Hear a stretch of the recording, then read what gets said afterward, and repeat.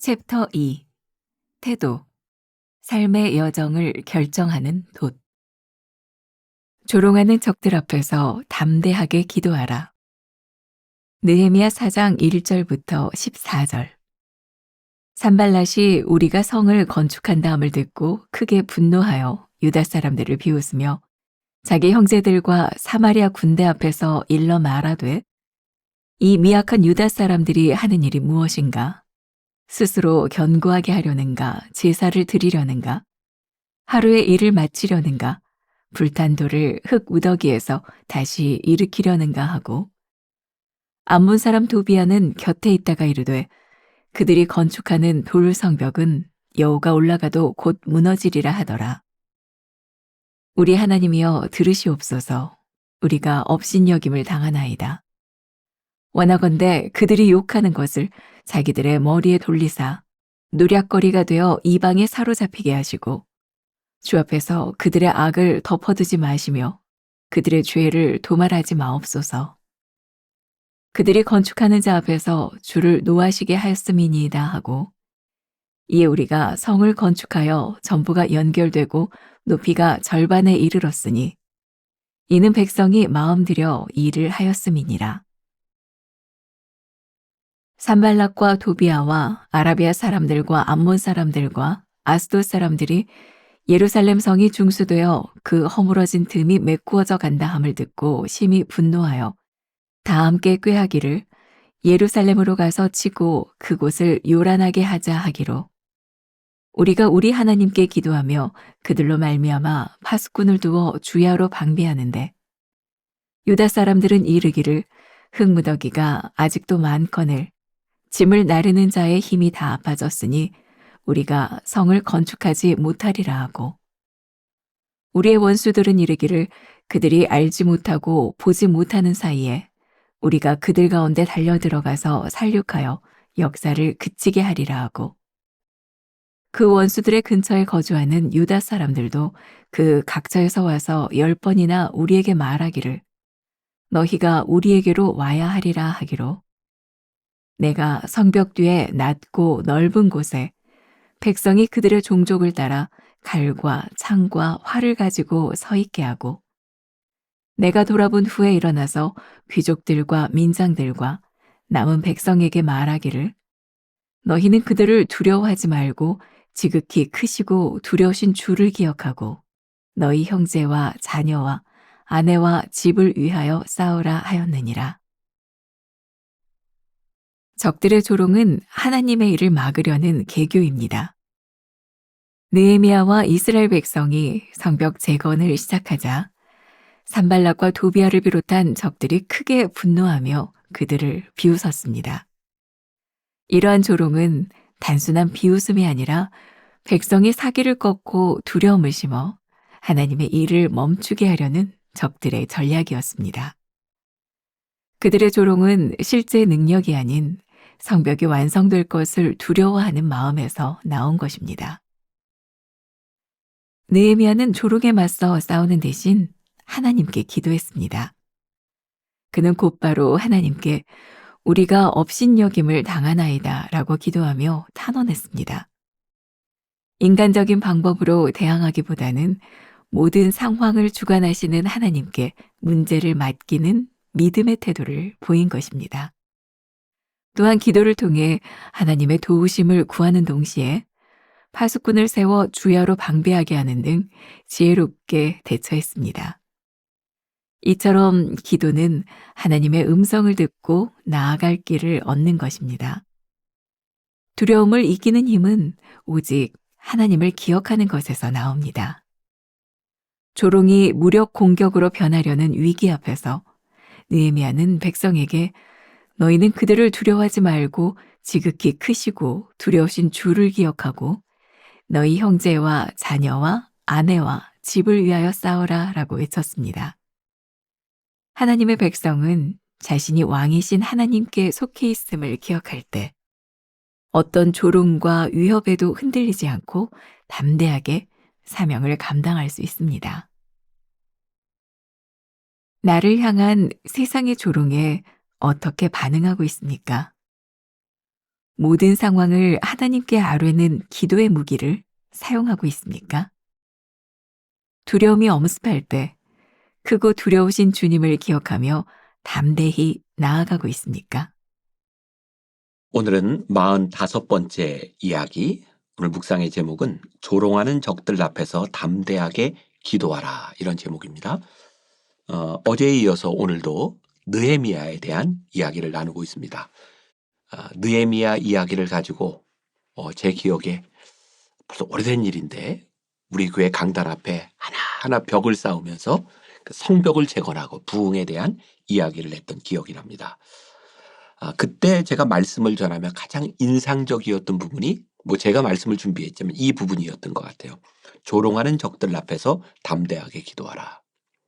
느헤미야는 하나님이 주신 비전을 가지고 사명을 감당했고 그러나 헌신하는 삶을 살았지만 그에게 난관이 찾아오게 되죠. 그게 뭐냐면 산발락과 도비아가 그들이 성벽을 쌓는 그 모습, 성벽을 바라보면서 조롱하는 거였어요. 야, 거기 여우가 지나가도 무너지겠다라고 도발을 하고 있죠. 저는 그런 생각을 해요. 하나님이 우리들에게 비전을 주시만 이 비전을 이루어 가는 데 있어서는 늘 가로막는 것들이 있다. 우리는 흔히 시온의 대로가 열린다라는 말을 우리들의 삶에 아무 문제가 없는 것으로 착각할 때가 있어요. 하나님이 우리들에게 시온의 대로를 열어주실 때 우리들이 어떻게 그 길을 가느냐에 대한 문제죠. 우리를 가로막는 장애물, 그 장애물은 두 가지의 역할을 하는 것 같아요. 하나는 걸림돌의 역할도 하고 하나는 디딤돌의 역할도 합니다. 비전을 가로막는 것들이 어떤 사람에게는 걸림돌이 되어서 넘어지고 하나님이 주신 사명을 감당하지 못하기도 하지만 어떤 사람들은 앞에 있는 장애물을 딛고 일어서서 가는 디딤돌로 삼기도 합니다. 우리가 조롱하는 자들의 소리에 대하여 그것을 이길 때 우리들의 믿음은 더 단단해져요. 디딤돌을 딛고 올라가면 훨씬 더 높이 올라갑니다. 그리고 우리들에게 자신감을 심어줍니다. 잘 기억하세요. 혹시 하나님이 주신 여러분들의 가슴 뛰는 비전, 믿음의 삶을 살아가는데 누군가 여러분들을 조롱하는 사람이 있다면 그거 이겨보세요. 그럼 우리들에게 자신감이 붙어요. 마치 운동하는 사람이 힘들지만 운동하면서 굳은 살이 배기면 그 굳은 살로 인하여 더 이상 통증을 느끼지 못하는 것처럼 어쩌면 조롱하는 자들을 대하여 담대하게 기도하고 넘어갈 때 우리들에게 영적 굳은 살이 배기는 거예요. 그래서 사단은 우리들에게 아주 명확하게 그런 전략을 가져오는 것 같아요. 낙심이라는 전략이죠. 사단이 제일 좋아하는 것 같아요. 우리들이 낙심하게 되면 낙심하는 순간 우리들에게 찾아오는 게 두려움이에요. 두려움이 우리들에게 찾아오면 눈앞에 시야가 가려져요. 두려움이 우리를 감싸면 그 두려움이라고 하는 것 때문에 보아야 될 것을 보지 못하고 두려움으로 인하여 우리들이 자꾸 위축되죠. 우리가 메뚜기 컴플렉스라고 하는 말을 씁니다. 민수기 14장에서 모세가 12명의 정탐꾼을 가나안으로 보냈을 때 12명이 가나안의 안악 자손들을 바라보고 그렇게 이야기를 하죠. 보고하기를 그들에 비하면 우리는 메뚜기 같습니다. 생각해 보세요. 이게 얼마나 말도 안 되는 얘기인가. 아무리 안악 자손이 커도 우리보다 머리 하나 클 텐데 그들에 비해서 우리는 메뚜기와 같습니다. 라고 자기를 비하하게 되죠. 이게 두려움이 굉장히 무서운 겁니다. 두려움은 자기를 비하하게 만들고 그것으로 인하여 우리를 낙심하게 만들기 때문이에요. 자, 두려움의 정체를 우리가 오늘 보아야 될 것 같아요. 혹시 여러분들 가운데 낙심한 사람이 있다면 그 낙심으로 인하여 여러분들의 찾아온 두려움으로 인하여 지금 우리들이 현실을 잘못 보고 있다면 믿음의 눈으로 우리들이 다시 보아야 되지 않을까요? 산발락과 도비아가 조롱합니다. 이야, 그 여우가 지나가도 무너지겠다. 진짜 여러분들이 이렇게 하면 안 되고요. 속으로 여러분들이 그런 이야기를 들었을 때 이렇게 얘기하세요. 너나 잘하세요. 우리를 비웃는 자들에 대하여 담대하게, 밖으로는 하지 마세요. 속으로 담대하게. 너나 잘하세요. 나는 사명의 길을 갑니다. 담대하게 이 믿음의 길을 가보시라. 두 번째, 느헤미야는 조롱에 맞서 싸우는 대신 하나님께 기도했습니다. 돌아가신 저희 아버지가 쓰신 책 중에 기도가 방법이다 라는 책이 있어요. 누군가 상담을 요청한 사람에게 기도하세요. 이렇게 이야기를 하면 그 사람은 자기가 듣고 싶은 얘기가 아닌 거예요. 뭔가 좀 솔루션, 답을 좀 주시면 좋겠는데 기도하라는 얘기는 누가 못해요? 근데 가만히 생각해 보면 기도가 방법이에요. 많은 이야기를 들을 수 있고 그것이 우리들에게 참고가 될 수 있을지는 모르지만 결국 우리들이 붙들고 씨름해야 되는 문제, 기도가 방법이라는 것을 잊지 않았으면 좋겠다. 제가 이야기를 하나 들려드립니다. 어떤 아이가 할아버지에게 물려받은 회중시계를 잃어버렸습니다. 이게 옛날 이렇게 주머니에 넣고 다니는 영화에 보면 가끔 나오죠. 회중시계를 잃어버렸습니다. 아이는 사방을 뒤졌으나 찾을 길이 없어 아버지에게 말했습니다. 그러자 아버지는 모든 불을 끄고 조용히 있어 보자고 했습니다. 정말 얼마 안 있어 째깍째깍 하는 소리가 들리기 시작합니다. 시계는 주위 환경이 조용해지자 구석진 바닥에서 자신을 주인에게 알리고 있었습니다. 아버지가 말했습니다. 세상이 시끄러울 때도 조용히 있어 보렴. 잃어버렸던 것들을 찾을 수 있을 것이다. 왜 우리들이 기도해야 될까요? 하나님 앞에 기도하는 그 순간 세상의 소리가 들리지 않는 거예요. 잡음이 들리지 않는 거예요. 그때 우리들에게 주시는 음성, 그게 기도예요.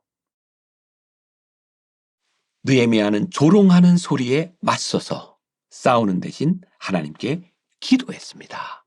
기도가 방법이라는 사실을 기억해라. 세 번째 보니까 두려움을 이기는 힘은 오직 하나님을 기억하는 것에서 나옵니다. 하나님을 기억하는 것. 영어로 remember라는 말이 있죠. 이스라엘의 역사를 보면 이스라엘 사람들에게 가장 중요한 사건이 하나 있어요. 그게 뭐냐면 가나안을 향해 갈 때 홍해를 건넜던 일입니다. 그리고 홍해를 건넌 후에 미리암의 노래가 나오죠.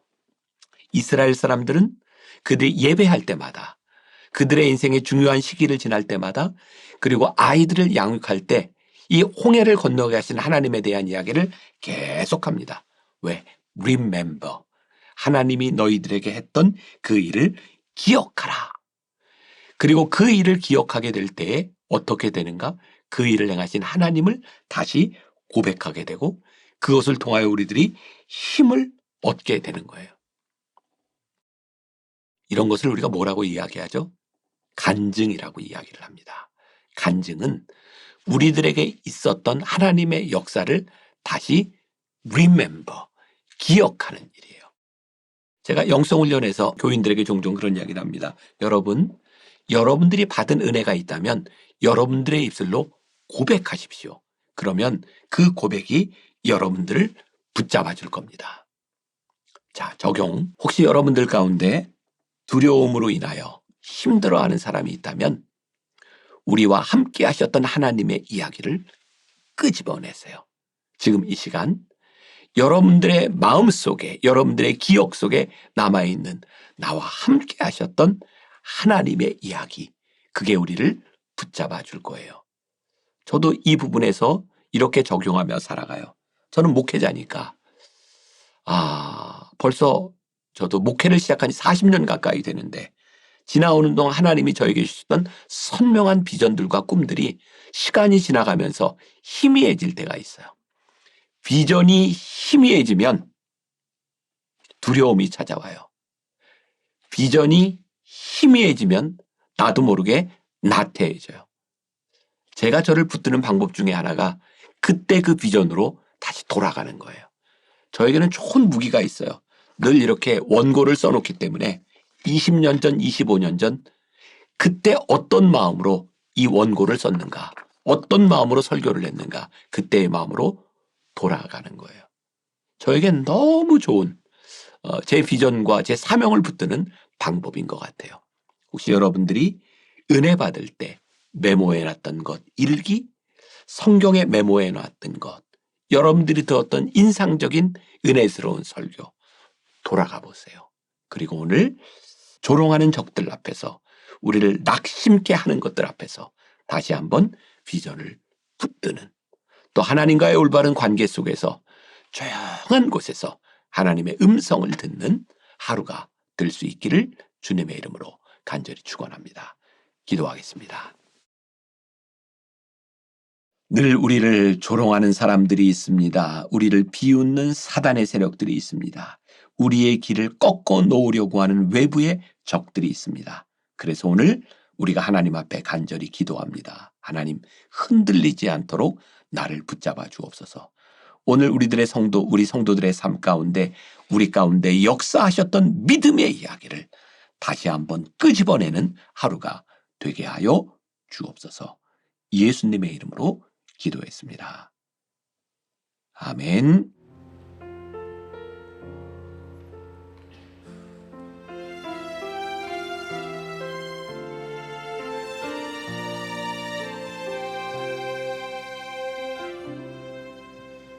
메마른 영혼을 찾으시는 음성, 따스한 숨결로 시선으로 내 이름을 부르시네. 시린 세상 속에 홀로 서 있던 나 비로소 느끼네. 그의 손이 항상 나를 붙드셨네. 보이지 않는 손 날 이끄시니 전능자의 능력 하나님의 손길. 내 능력이 아닌 오직 하나님의 능력, 그의 손으로 인도하네.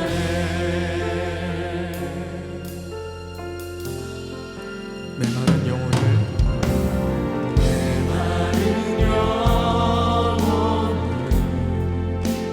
찾으시는 음성, 따스한 숨결로 시선으로 내 이름을 부르시네. 시린 세상 속에 홀로 서 있던 나 비로소 느끼네. 그의 손이 항상 나를 붙드셨네. 보이지 않는 손 날 이끄시니 전능자의 능력 하나님의 손길. 내 능력이 아닌 오직 하나님의 능력, 그의 손으로. 다시 한번 보이지 않는 손 분명히 나를 이끄시는 전능자의 능력, 그것은 바로 하나님의 손길이었습니다.